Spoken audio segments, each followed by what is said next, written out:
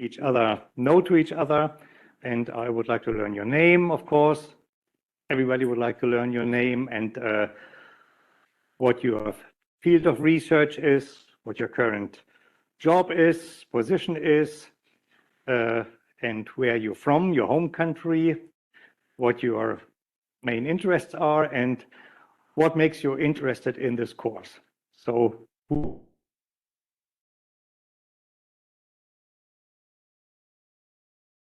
the top. And that made me really think about this question: how are soil processes and their underlying soil forming factors related to vegetation, to biomass production, soil water dynamics, matter and energy balances, and land surface processes? One thing I need to ask you also, your cooperation. If you think the stuff I'm telling you, I know you come from so many different backgrounds, but if you think this is old stuff to me, I know this for long, then don't hesitate to show up and say, hey, move on. We know this, okay? So feel free to, I don't want you to hurt yourself by falling on the front of your table and when you fall asleep because it's boring to you. So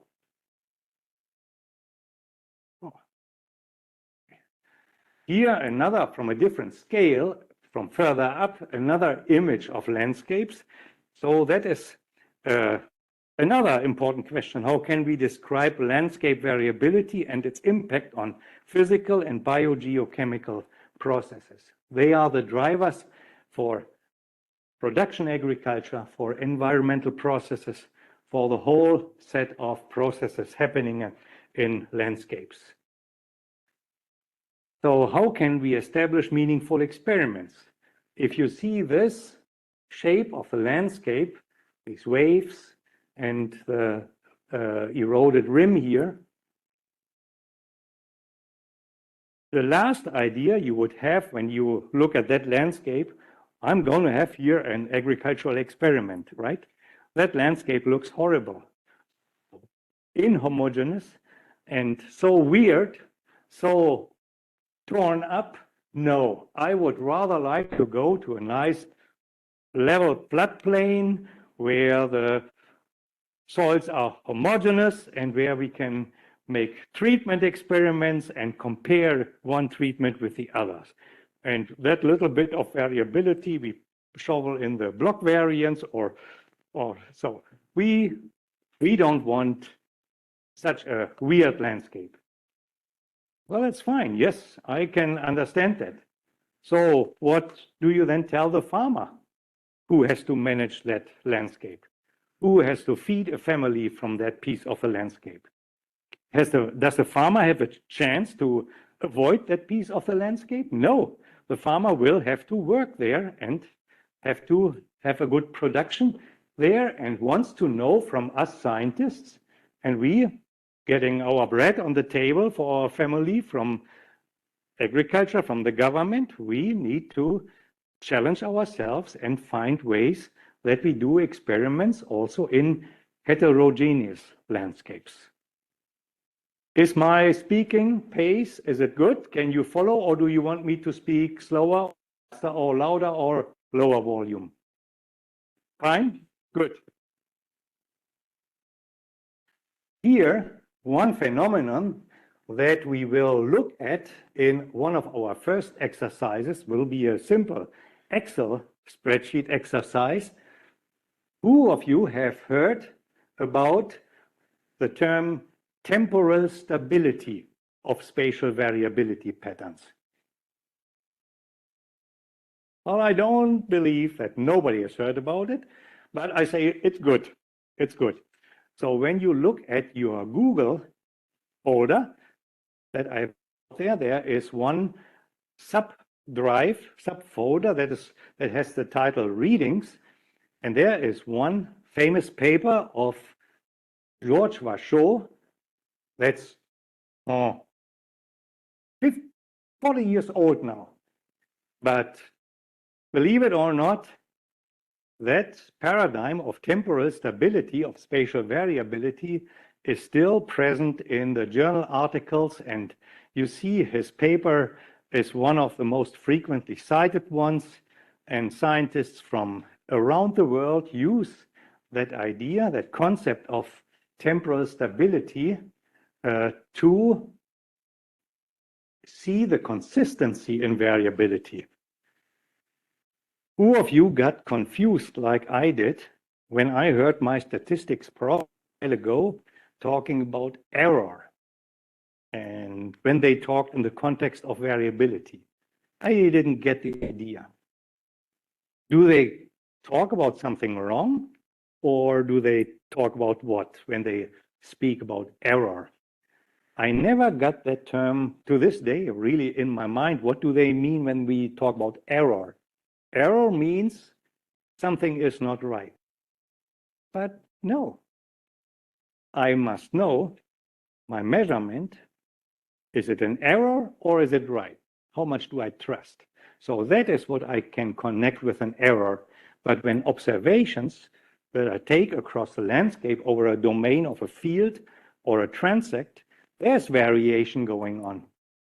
Do I say the mean is the representative, or that domain and everything being larger or bigger, so varying from the mean, is an error? No, it's a signal to me, an expression of what's going on. And that expression may be a random thing, or it may be really a signal. And that's what Vachot and colleagues did. This is a little difficult to follow, but you will see a lot of slides that have this, that are built up in this way. So here we see soil water content in different soil layers at different times. So here we have 4 days, so August 11th, 84, and so on.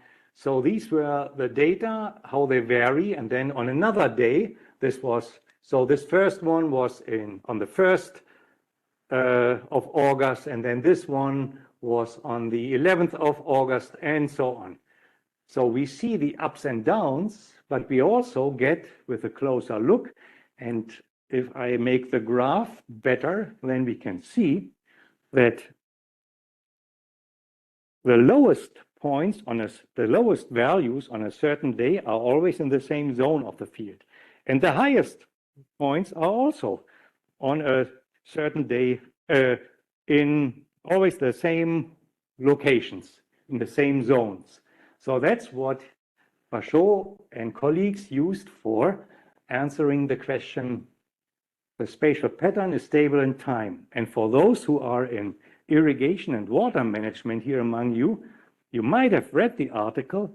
So the idea was, they were, in those days when they did that article, you know what their tool was for measuring soil water content? The neutron probe. And has any of you used ever a neutron probe? No, you all use TDR and fancy techniques, right? Neutron probe was really, in the truest sense of the word, a sweat-driving exercise.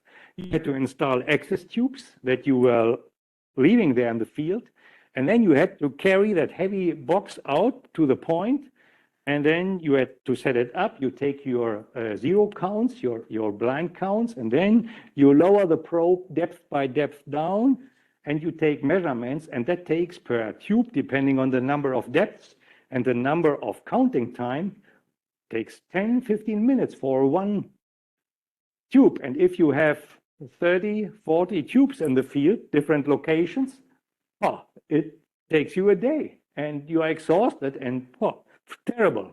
So George Vachot coming up with this concept that, well, once you know about that variability pattern,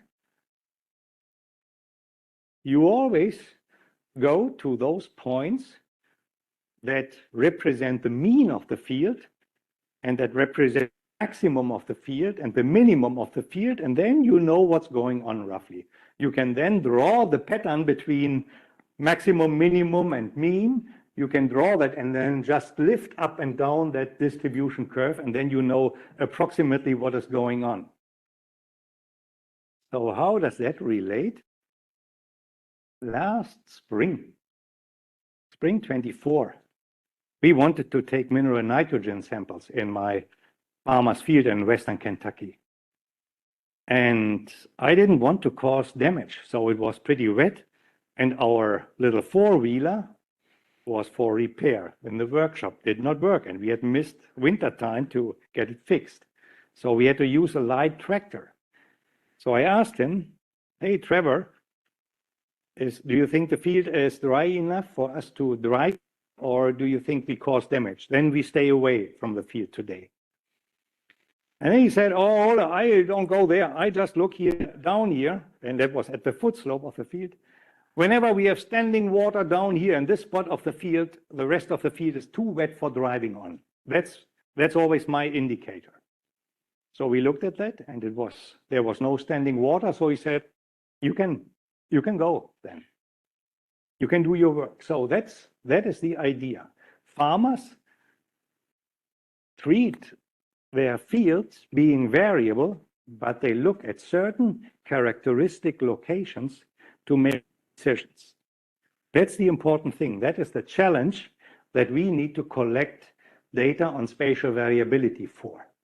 So in the exercise later, with the Excel spreadsheet, we will analyze a similar data set than this, and then draw a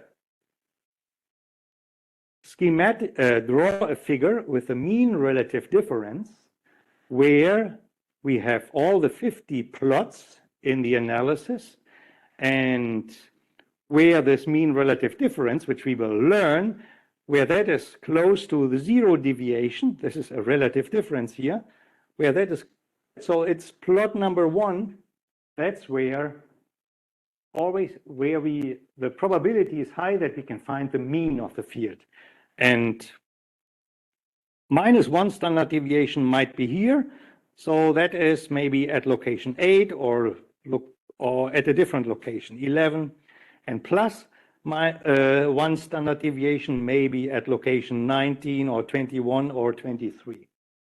You will also notice that with few exceptions, all these numbers are zonal, and they are not always very similar, but many of them are in the same magnitude. So that is one of the important first concepts that we want to learn in this course. Then, so any questions to this point? Good, okay. So here I want to show you a typical response function of corn yield versus fertilizer nitrogen applied. Has anybody seen such a curve before?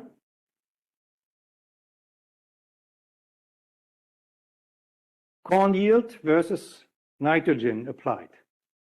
Yeah, you have seen that. We all have seen that. What do you think about that? Sorry? There is a proportional relation, directly proportional. Direct? Directly proportional. Mm-hmm. Yeah.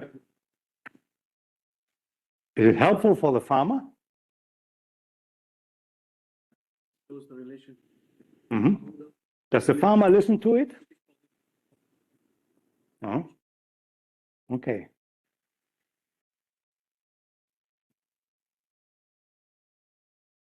What disturbs you with that function?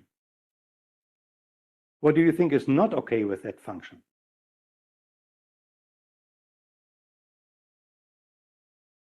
What do you know about soil nitrogen? Does the crop live from nitrogen fertilizer only? No. From what does it live?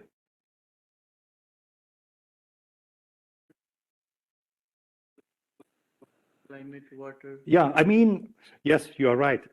My question was not good. So what, in terms of nitrogen, does the plant take up? What does the plant see? Is it the fertilizer only? No. It sees also the nitrogen that is mineralized in the soil profile, right? So what do you think then about such a curve? Yield versus fertilizer applied.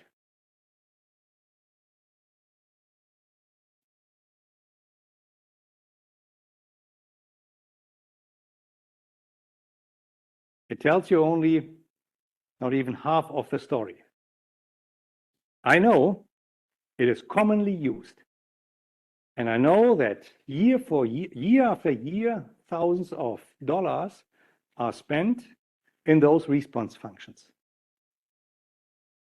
My personal opinion is that they are not valid over a whole field that is variable, and that it is not good to ignore what is in the soil.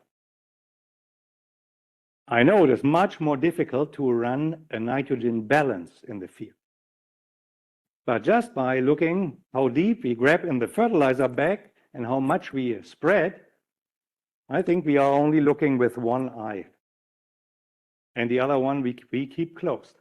So I forgot to mention one house rule. I mention it now.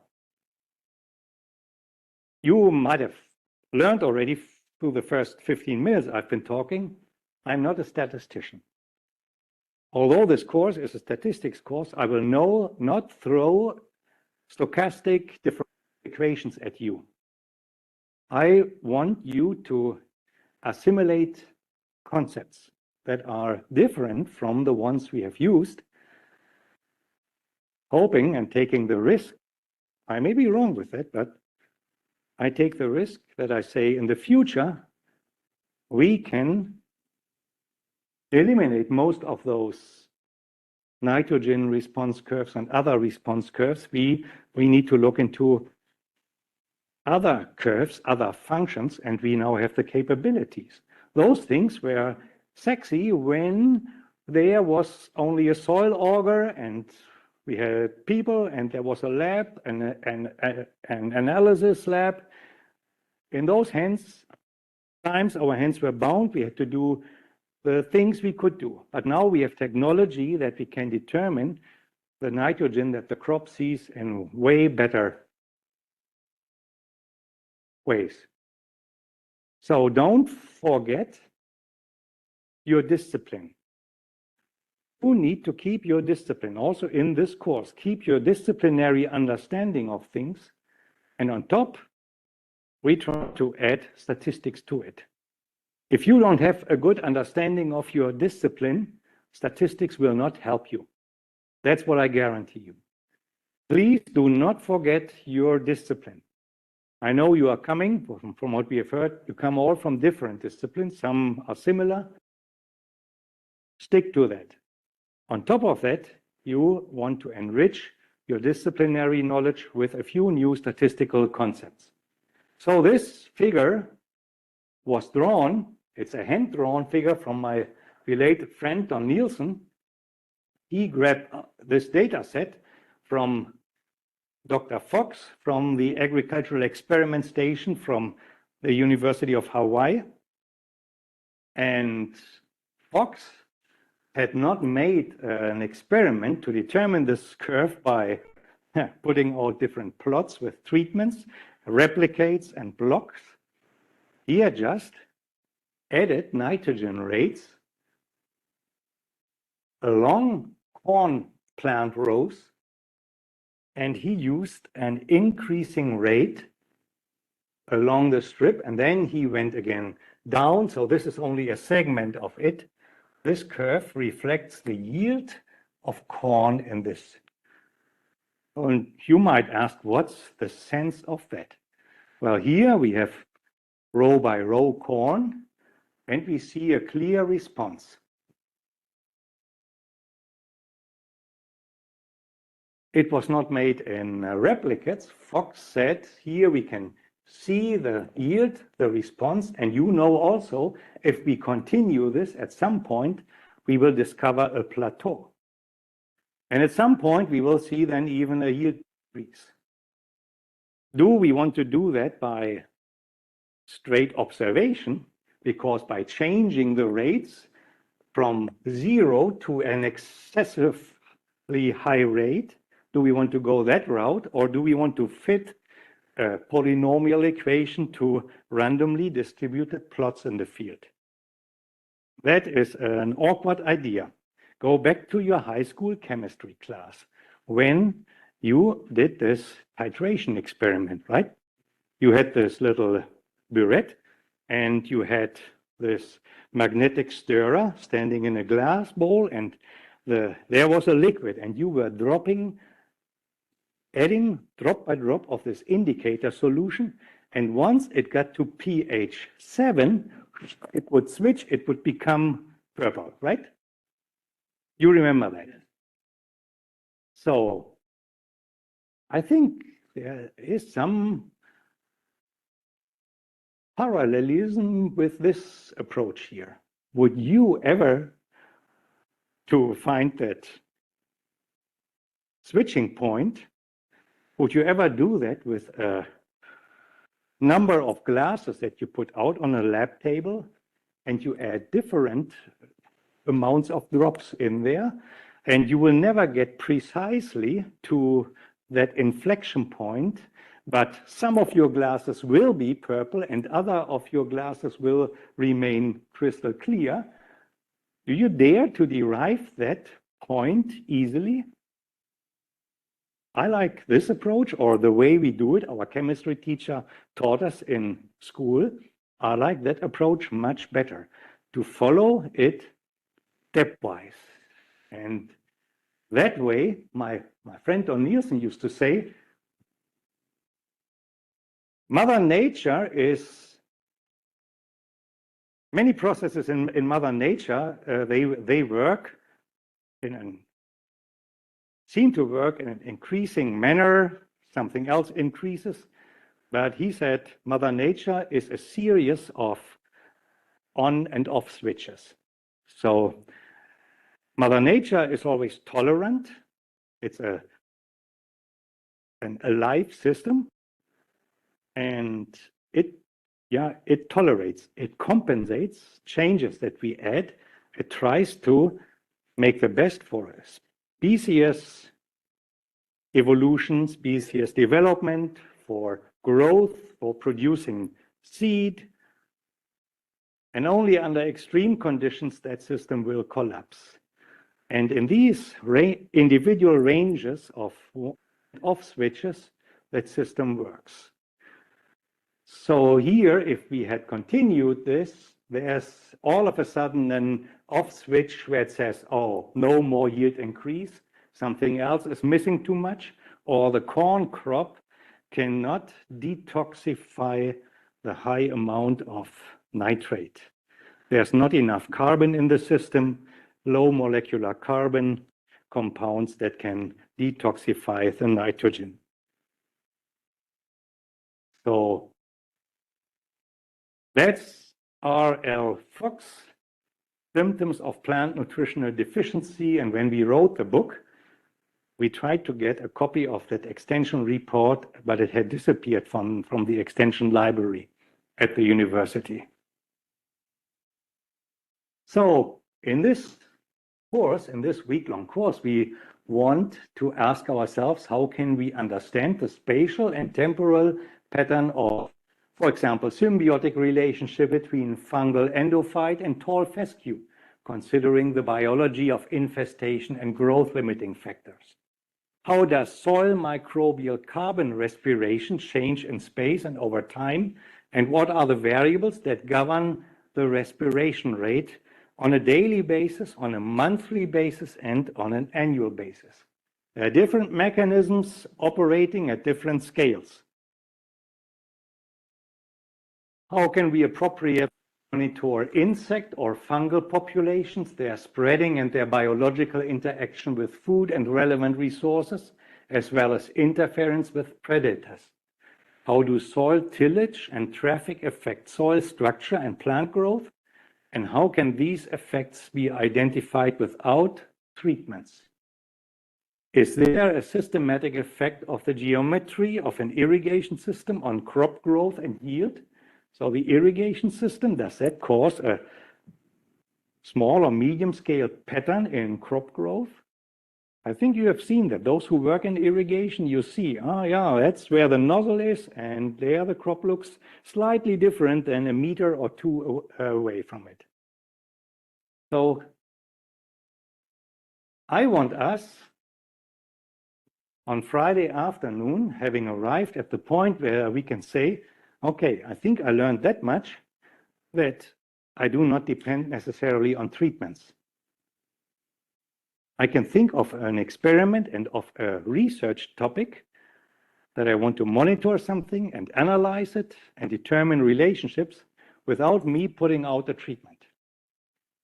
We can still do treatments, but we can also learn, research, explore without putting out treatments. That is something new that is usually not taught in agricultural classes. Everything in agriculture is based on treatments. That's the most nerve-wracking things to many agronomists. No treatment?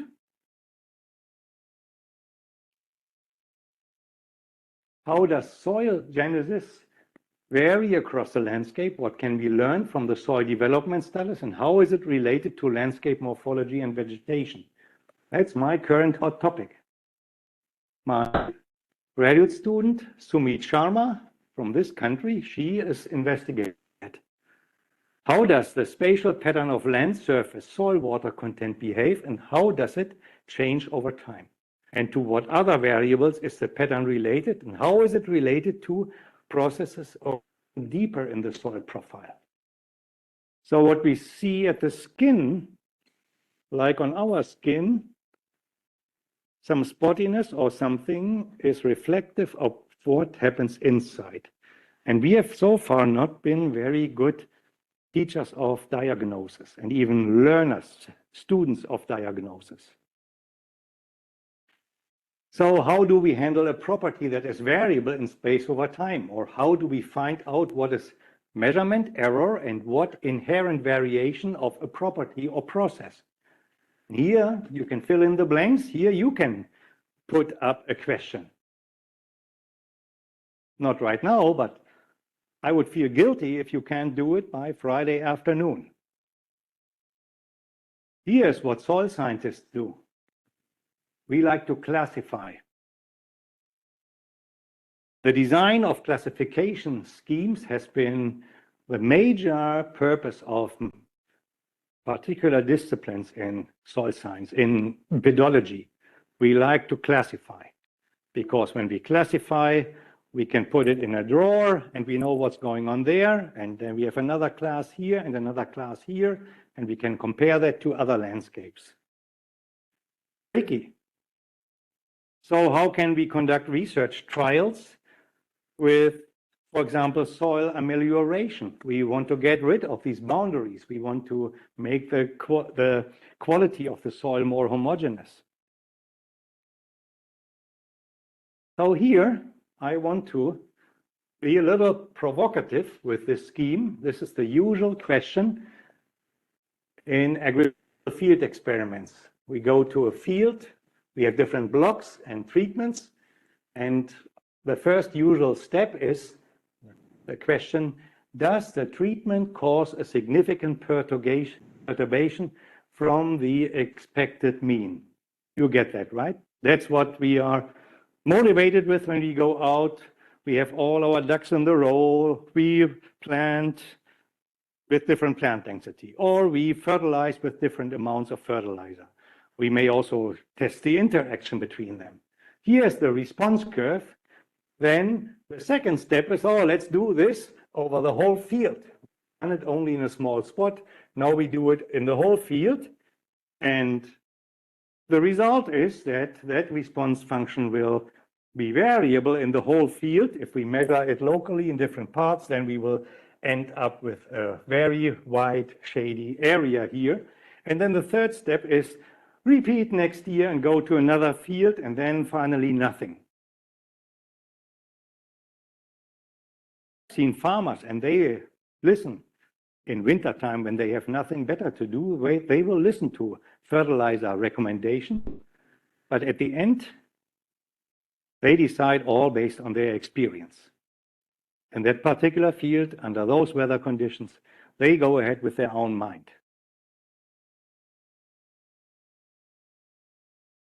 So that was the design for, or the basic, the start button for the design of field experiments with Ronald Fisher. So I use his name here, and I don't want to blame him. Well, it is all called Fisher statistics, and you will hear me with some criticism on Fisher statistics, but I appreciate him. At the time when he was active, was now 120 years ago, they had no better technology. They had no PCs. They had a pencil and a sheet of paper. They had to have a statistical approach that they could calculate easily on a sheet of paper. That's all they had.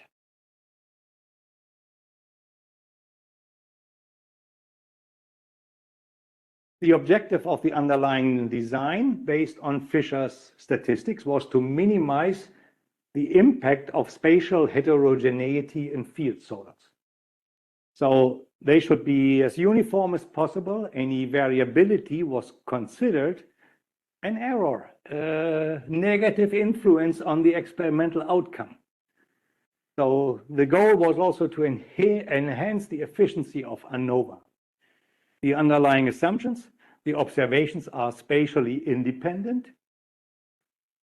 of each other, and the mean is based on normally distributed observations, and the main focus of the analysis get the mean and the variance. So I've written here spatially independent. What is that? What is spatially independent? Influence each other. Yeah. Can you say it also for one variable, that is spatially independent?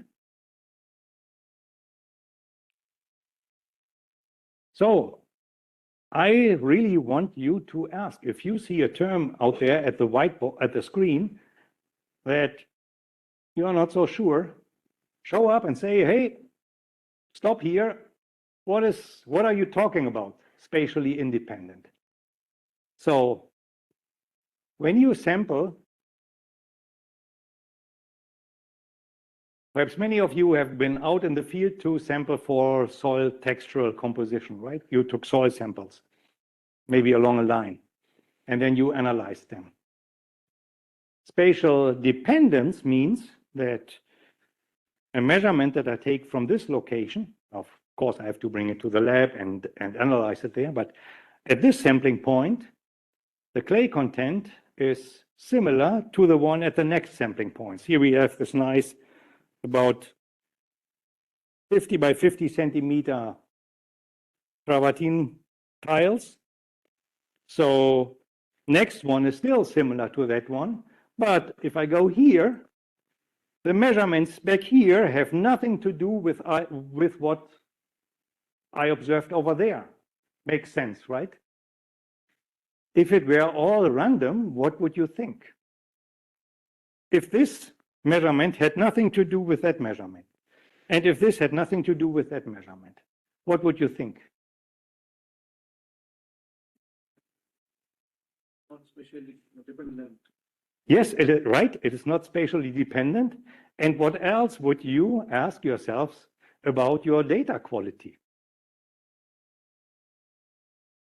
You could not say, this is signal, and from this point to that point, it fluctuates, and then it fluctuates again from this point to that point.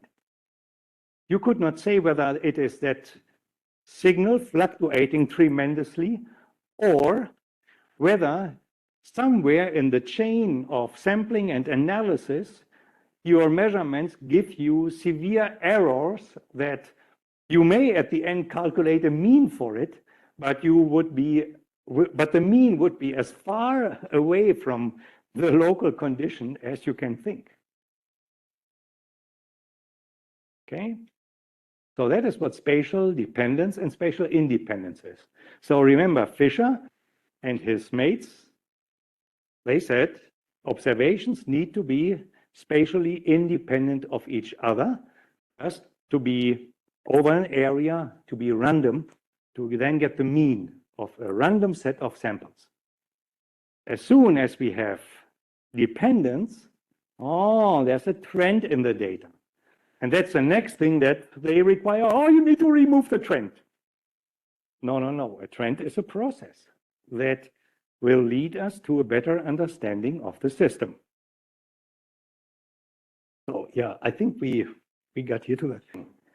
that we unnecessarily impose treatments in most experiments.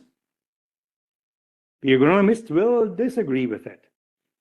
They say the treatment still is what they want to find out. We select typical or representative sites, which is also not good. And if you look, so if I look in Germany on the map of agricultural universities, the experimental areas are always in nice floodplains, no stony soil, so all chocolate soils, and or you can put out and play. It's a big play yard. We take random samples to avoid bias. We avoid spatially variable locations. We assume variability is bad and it is an error, and we do not trust only one sampling and not trusting only 1 year's results. If you see a paper, a manuscript submitted, I see a lot of them for a journal, about 300 to 400 a year. There's a lot of rejection of manuscripts because the reviewers or the editors say, oh, this is only 1 year data set. Oh, how can you do that? Well, fortunately, I'm a soil physicist, that's why. So we have published experiments from one soil core that we could not even repeat in time. So there's nothing wrong with having only 1 year of data. It depends always on the purpose and the question you are trying to answer. Limited transferability of results to other fields. Yes, but I think we haven't really get our handle on here. How do we do that transfer of spatial variability? So here now we go and make a plot, a schematic of Fisher-Agee statistics versus regionalized variable analysis that came up with another Frenchman, with André Journel and some other French people, geologists, who have developed that regionalized variable analysis so that there's a set of ordinates connected to any measurement in the landscape or in the field. Here we work with random samples. Here they are not necessarily random. We don't have to have them right on a straight line. We just can put the points wherever, but we record their coordinates. And here it's the mean and the variance. As well here, mean and variance are important, but here we derive the spatial variance structure. We will learn that probably this afternoon or tomorrow morning. What does that mean, a spatial variance structure? So just to take one little step up front, we were looking at our tiles here and the clay samples, and assuming now we have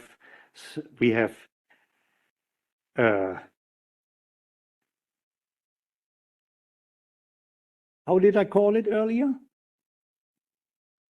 Sorry. Yeah, clay percentage. And what did I say about the variance? The two things, one is random and the other one is neighborhood relationship. So a sample taken here gives a result that is similar to this one and similar to that one and similar to that one. Back here, and now you have to turn your heads, this one is similar to that one and similar to that one and similar to that one, but these samples here are independent from those ones. So if we can identify this spatial relationship, then we talk about structured variance. Structured variance means we have a certain domain that is represented by one sample. So if these three are related to each other and beyond that, no more, but if I move one step further, then the next three are related to each other, then we know the structure is 3 legs. So over 3 legs, we have a relationship. And that counts both in the spatial domain and also in the temporal domain. And we will have a lot of learning examples that are only in 1 dimension, so along text or along time series, but the same is true also in 2 dimensions in fields. That's what we call then geostatistics. or even 3 dimensions when it goes to the depth. That is something that is difficult to touch in a course here. So do the concepts underlying experimental design and data analysis taught at most agricultural colleges prepare the next generations of ag and environmental researchers and teachers for the challenges in food production and environmental sustainability? You don't give me an answer. I think in the way we do that, if we continue doing that, we throw out the baby with the bath. We lose. We throw away important information, and there's no urgency in throwing it away. So what if Ronald Fisher, who died a year after I was born, if he had a GPS, a GIS, a PC, a laser scanner, a spectrometer, a yield monitor, a leaf area index scanner, a data logger, I can now add a drone and a spectral camera on it and whatever, you name it. What if he had that? We have them. But what are we doing with them? We talk about improving the environment, increasing agricultural production, and solving environmental problems, but we still use small plots on selected sites to conduct research. We do not know how to quantitatively make assessments across the landscape. That's what I said earlier with, we are not so good yet with diagnosis. And you may argue what I just said, but in order to get something moving, I have to say it in order to motivate. We restrict our research by imposing treatments within greenhouses and on small plots. In crop production, we continue to study fertilizers. In pest management, we continue to study pesticides, erosion control, soil surface geometrics, and transpiration irrigation schedules. With the fertilizers, we do not even look deep into the soil. Mineral nitrogen goes down to the whole root depth, to 1 meter depth. Nobody takes soil cores, except myself. Well, many more do, but that's how deep we need to go. And even though down there, there's not much, but we need to know that in order to make balances. And I think you were talking about water use efficiency, right? Same thing for water. Many people do use water use efficiency, but the quantification of water use efficiency is a very difficult thing. That's why many people call it water use efficiency. It's not quite that correct, but it's important that we get that right to give the plant breeder the right amount of water use that led to a certain crop yield. We still use the same statistical methods that were designed 90 years ago by Fisher when only paper, pencil, and abacus were available for mathematical analysis. So that's a fact. Fancy computer, fancy Windows, an updated version, but still the same technique, basically what Fisher did 100 years ago. So now you tell me what other technology you use in your lab or field experiments that is 100 years old, and you still stick to it, except the nothing, right?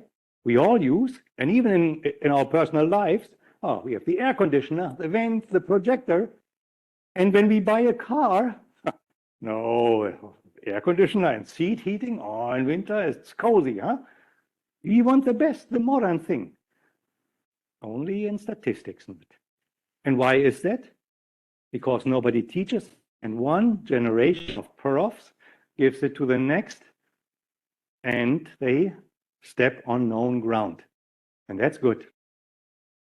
No, it's not good. Your chair, the chair of this department, in the 20 minutes we sat down in his office before, he said, nobody is willing to take a risk. And that's one of the key messages that I want to give you during this course. I don't want us to be idiots and be risky and not careful. No, we really have to know what we do, but we have to know also, is it worth to go that step and try that out or not? If we don't do that, then we become guilty. We are scientists and we are explorers. We are paid and funded and clapped on our shoulders. We are taking the blame for getting a paper rejection or getting a bad result outcome, but we have our freedom and flexibility. And that freedom and flexibility, no other profession has that easily. The industry doesn't have it. So we owe, and we can pay the guilt by taking a risk and going for something new. So here, is there a mismatch? Of course, you can see that, right? Yes, there's a mismatch. So mismatch at the scale. Field, that is the scale where the farmer works. Versus plot, that's the scale where we work. The variability is completely different across a field compared to a plot. So we will run into a difficulty in explaining the farmer what we are doing in that experiment and what the use of that experiment is for the farmer. Domain, farmer's field versus experimental field. Two different areas. Can we transfer in between? If not, well, I have a hard time transferring, so we need to come up with some scheme where we can study every field efficiently and then give an answer. You may say, oh, that's not possible. Well, the farmer, when he gets out at 4:30 in the morning, the farmer has to do it. So why should we not be able to do it? Approach. Diagnosis versus try out treatments.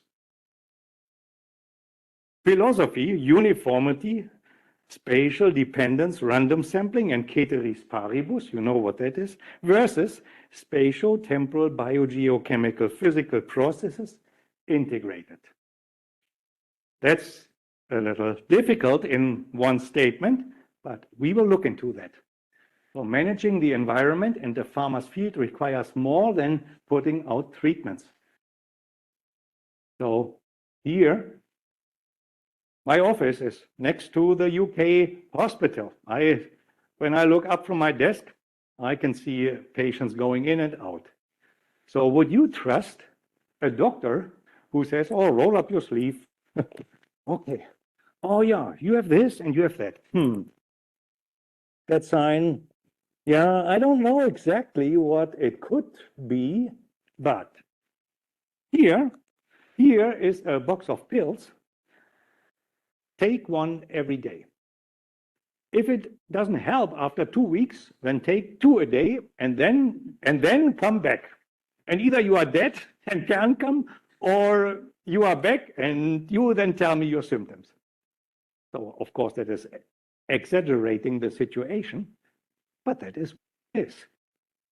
So we want a doctor who knows where to look for the indicators to know what's going on internally. You don't want any guess. Take one pill and come back. You want the doctor to tell you exactly what is going on in your body, and then you want to have proper treatment. Okay? So of course, I do not know any doctor who does it that way, but so when we manage the environment in the farmer's field, it requires more than putting out treatments. It requires, we look at the season, the vegetation, landscape position, the soil type and properties, recent history, past status, what has been going on in that field. So here's back our landscape image. It is all, what we see is all a consequence of history, of current hydrologic processes, of ambient weather, solar radiation. And yeah, we need to integrate that in order to be able to define what do we want to study here in this landscape. What do we do in terms of management if we have this variety of clay content? This is one of my experimental fields. Here is a center pivot. It goes around, and that was the reason we could see that when the farmer irrigates with 1/2 inch, which is 12 millimeters in one run, that the soil could not absorb the water here. It could well take it up here. But here was a lot of surface runoff, so there was no way of getting the water where the farmer wants it to be, in the root zone and to the plant.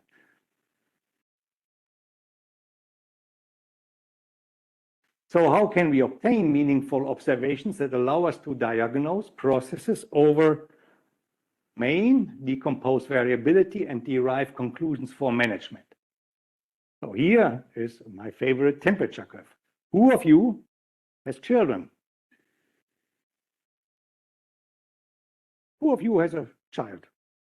1 or 2? Okay, yeah, good. Well, show up, show up. That's fantastic. That's fantastic. My wife and I have 5. Now they are all grown up. Some are taller than I am. All are smarter than I am. So none of them had to go into agriculture. So when I remember my own childhood, when I got up in the morning, my mother was already preparing breakfast in the kitchen, and then I came downstairs and got into the kitchen. It just took less than a second moment. May I touch you or come closer? So my mother would look at me and then put her hand on my forehead. Oh, Ole, go back up to bed. You are running a fever. At that moment, the fever was still low at the beginning. So, and then what happened next? Of course, I had to stay in bed, was not feeling good and could not sleep, was sweaty, was thirsty, was not happy around the world.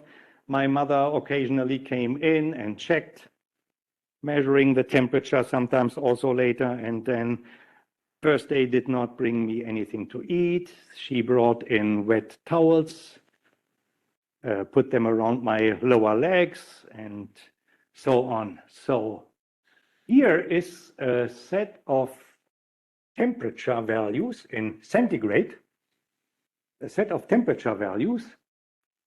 And I ask you, what would the average of this temperature curve tell you? So we have these data collected. Let's say my mother had run a protocol, which she never did, of course, she had it all in her mind. But this would be the mean, roughly, of all those measurements. So what would that tell us? The mean? Nothing. The mean is too high for normal temperature, and yeah, so, and we have taken these measurements and we take little ping pong balls and we write the number of the measurement on each, and then we throw them in a bucket and we stir them to randomize them, and then we draw one. And then we draw another one. Makes no sense. You are shaking your head. No, it makes no sense at all.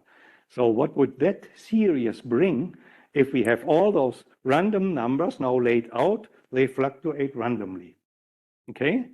So would you randomize the measured data and then try to make sense out of it? No. At least that's what I hear from you, right? What would an individual temperature value of 38 degrees for you? 38 degrees. What does it tell you? Sorry? Normal would tell you. It's a little over normal. I think 36.7 is about normal, right? Yeah. 38 is above temperature. So at one point, 38 degrees, that's when my mother sent me right away back. Sorry? It may be the beginning of the fever. It may be the beginning of the fever, right? And in the other situation, she would jump, lick her heels, and say, ah, finally, we are over the mountain. That's here. That's here. So the same observation, but depending on the history, it tells us whether we have to be worried or we can be relieved. So that's the idea. That's the idea of it, that from the sequence of observations, we can learn where we are going. Always have the past in mind, leave the past behind, and then learn from the progress. So my mother never had a medical degree. No way. And you don't need a medical degree. She just knew it by experience and by observation, by having raised us 3 boys. She's still alive. I was on the phone last night and I told her where I am. 92 years old now. Still so influential, I can tell you that my family and I had to go to Kentucky to escape her range of influence. That was her spatial structure of influence. So opportunities for the adaptation of analytical frameworks from other disciplines where it is nearly or in fact impossible to impose replicated treatments. So if you are in hydrologic sciences, or when I say I'm from agriculture and we do treatments and you say treatments, what is that? Or if you are a meteorologist, treatments? Oh, no, you can't treat the weather. Or if you are a geologist, no way of a treatment. No. But they have all the fancy analytical methods, atmospheric sciences, hydrologic science, geology, and they apply regionalized variable analysis and applied time series. No treatments are necessary. We can do treatments and do this analysis on top, but we don't need to depend on them. No dividing of the landscape into small domains. Examination of fluctuations instead of considering variation to be erroneous or bad. Variability as an opportunity. So for the rhizosphere, a small plot or a field, an ensemble of farms, a geographical region, a watershed, or a continent, we should know answers to these questions. How many samples do we need to take over the domain? When is it good to take samples? Where do we need to take samples? What size of a domain does a sample represent?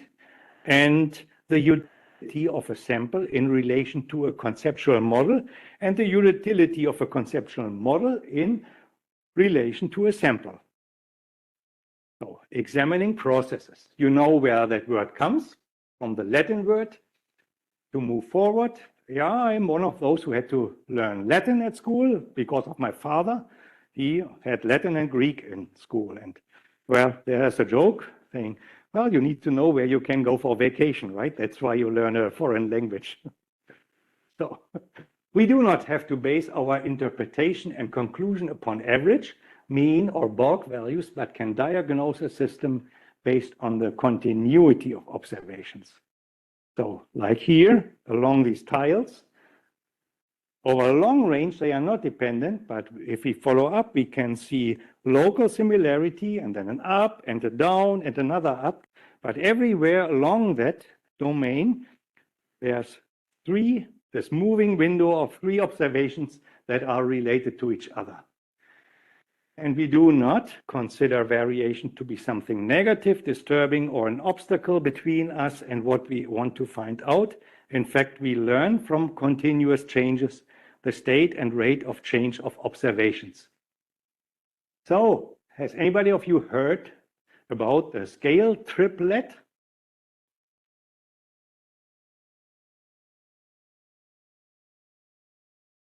So now I need to ask, what's the right time? My clock is 5:21, and that clock says 1 already. So which time do we want to follow?